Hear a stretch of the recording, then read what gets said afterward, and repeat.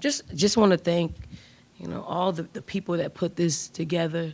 Ally, tip off. I mean, anytime you can make our players smile and laugh and have a good time, from the time that we stepped off the bus until we went to the gift suites, till we walk in our locker room, and there's just always something there, just a reminder of where women's basketball is. We appreciate you treating us like a sport. We appreciate you running a first-class game for us. I mean, I know we're probably the closest team here, but I know you made every team feel like it was their home court. So I really appreciate that, and I appreciate all our fans and of all the teams that came out and created an environment in which we all can be proud of. So women's basketball won today. Okay, questions for te-hina in Malaysia? Raise your hand. Let's get them up. Raise your hand. Who are you with? Front row. Good. David Longer, Coach Drew. Paopao team had 23 points tonight. Is that just kind of continuing the strength of this team that there's always something different that can hurt people? Yeah, I mean, we're a team full of, hoopers, and, everyone had their night, and me and Lay had our night tonight. And it can be a different night where someone has also a good game. So I appreciate my teammates looking for me, finding me, and just being able to keep the hot hand hot. Also, no headbands? It was just for a slick bun look. Maybe I'll keep it. I played well tonight, so. Here, just address me. I'll get you. Second row. Alan Colby, President, Powell, you had some more passes tonight, some more playmaking, a couple of pocket passes there in the fourth quarter. Where do you feel like you are in the playmaking right now, not just the shooting? I'm feeling pretty good. You can always improve in that area, and my post players and guards make it easier for me to find them. And I just got to make quicker decisions coming off ball screens, and that's what I'm working on right now. Front row. Ben Ryan of the State newspaper. This question for both players. What kind of adjustment was it not having Chloe out there, and what does it kind of say about this team that you don't have her, but you still kind of roll the way you did? Malaysia. I feel like not having Chloe we didn't let that distract us from the main thing, which is winning the game. So I felt like we just tried to navigate another way, and it worked out for us, really. Yeah, what Lay said, and you got to put 5 out, and she put her 5 out, and we did what we had to do, and at the end of the day, we just want to win. Second row. Fulwiley from the Greenville News. When Dawn called the timeout with, I think, like 4 or 5, when NC State went on the run, how I saw you kind of nod and, from my perspective, kind of calm everyone down. What was your mentality there? How were you able to come out of that timeout and prevent NC State from going further on their run? I mean, we were prepared for Michigan. We had moments like that where I felt like we weren't as calm as we needed to be. So we've experienced it before. Michigan prepared us really well for it. And in those type of moments, we just got to come together as a team and relax and know that there's still a game left and that we can go on our run as well. Second row. Brian Crow with Pack Pride and 24/7 Sports. After that run, NC State was getting some transition buckets, especially early on. After that run, they hardly managed anything at all. What were y'all doing with some adjustments y'all made that be able to stop the Pack from running like that? Me or Emily? Either one, sorry. Go ahead. I think we just kind of focused on the main thing, which was defense, and settled down and found our man and really realized that it could be a close game if we let off the gas pedal. So it kind of made us realize that we need to lock in and we need to win this game. Front row again. David Collier again. Leia, Joyce had a pretty good game tonight. She also had 8 turnovers. You kind of been in that boat where you're the high-ranking freshman coming in and maybe struggling just a little bit. Do you talk to her at all about, just how to handle that transition? Not really, because Joyce is a great player, and I know what she's capable of, and I know that every time she's given a chance, she's going to prove herself. And I just really kind of tell her, just keep pushing, keep going. You're great, and I just keep reminding her every day how great she is as a player and how good of a person she is off the court. But she's good, for sure. Third row.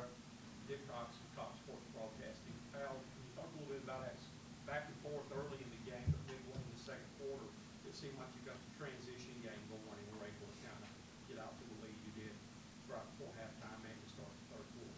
Yeah, we knew it was going to be a battle right from the get-go, and it was a close game, and We knew that our transition offense was going to get there, and once we got those buckets, then we knew we were settling in, and then once we settle in, it was game over.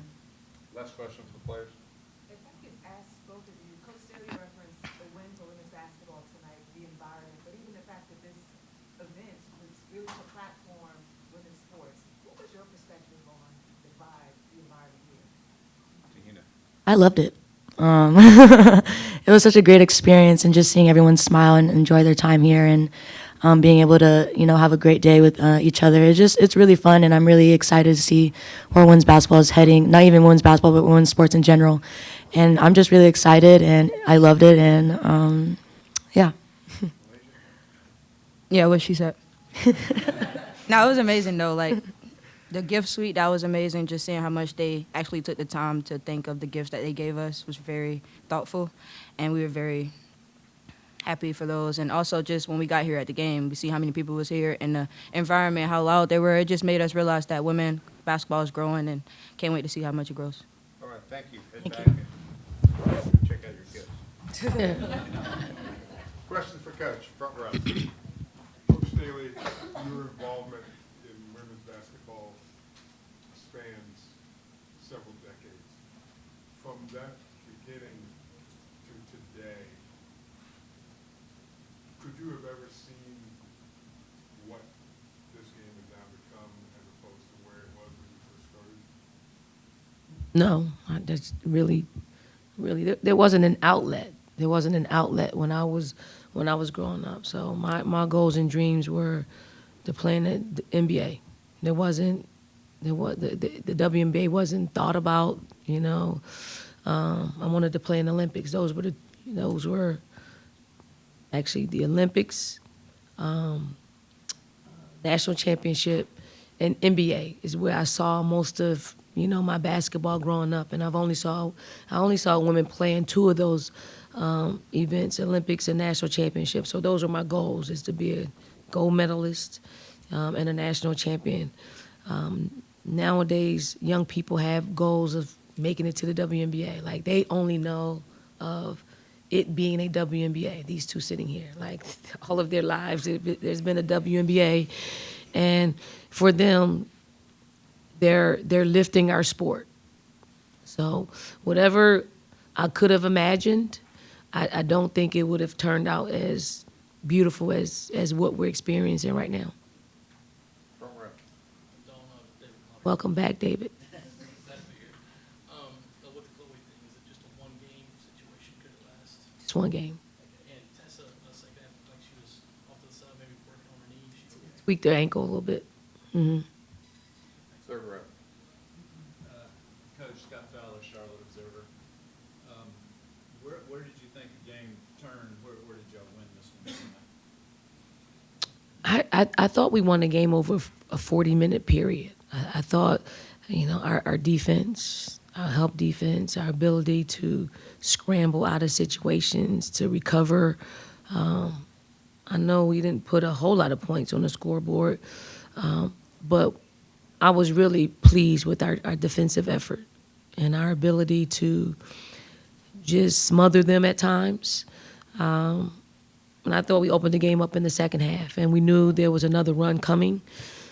We just had to, it's young. Like, it's so, like, this is a great game to play, but it also reveals some of your weaknesses. And we know of them because we play this type of game. Like, you can beat somebody by 50 points, and you can pay for guaranteed games, but you can't pay for the lessons that you put your players through, and they learn. I mean, I'm walking in here talking to Malaysia. Like, she is an incredible gift to the game, but at the same time, she does some things out there that it makes you scratch your head, but it's all learning. Like, she can't learn that being up by 50. She can learn some great things and how to navigate and decrease the amount of,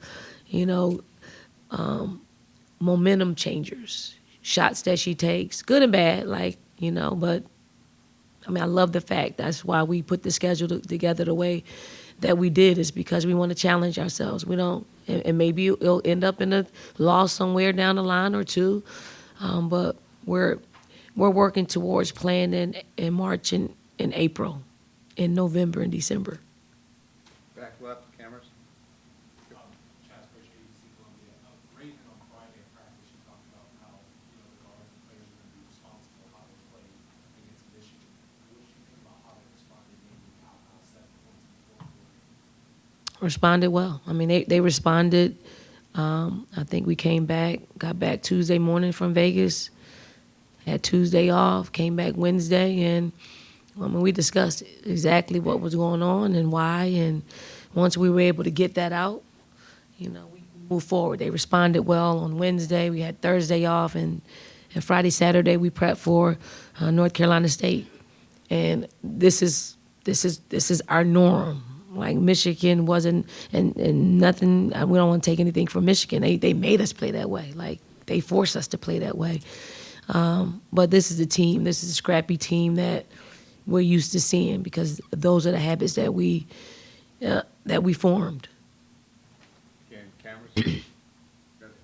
Ken Gaskins, WBTV here in Charlotte. I know you got a lot of familiarity with this city, you hold a special place in your heart, and you kind of touched on it in your opening statement, but I'm curious how different it was having a tip-off game here so close to home compared to Vegas or Paris and things like that, where the fans could travel, and having a big-time event kind of in the Carolinas so close to home. How did that kind of impact the experience for this team? Well, I mean, we're very fortunate that no matter where we go, our fans are coming. Like they're coming, and the fact that we are just right up the street, the fact that I spend many summers here, really enjoy this city. They've embraced me, I've embraced them, and to see my career come full circle, to be so close to Charlotte again, never would I imagine would I be here in this capacity coaching, like coaching, really coaching, and it being my 25th year coaching. So I think it's a great venue. It's a great opportunity for women's basketball, and I'm just so happy that they selected us to be a part of this. Back row. Yeah, Nick North on North Carolina Public Radio. About a month ago, Phillips, the commissioner of the ACC, said the interest for Charlotte to host the women's Final Four is high. I'm just curious, from your perspective today, somebody who's pleased with the WNBA team in the city, what did you make of how the city got behind this game? And as someone who's been to a lot of Final Fours, do you think this would be an appropriate venue for a Final Four? Yeah, if Ala can host it, well, I mean, it'll be incredible. But I think this is a sample of, what this city can do. As far as, I mean, I've been a part of a WNBA franchise being here, so people came, to watch us play. Like I still have a relationship with the ball girls and ball boys. I saw one of our ball boys today outside of the hotel, and I mean, he's a grown man now. Like it's incredible to see. So I think this is a prime spot for a WNBA team for a Final Four. Anything that women are doing, you see the city. They just embrace the game, and I can't wait to see if I can go out there and see what the next game looks like. Last question, front row. Yeah, Rob McLennan, it's Back Sports, man. Just your impressions of NC State. I know this is early in the season. They're kind of in a transition with the front court.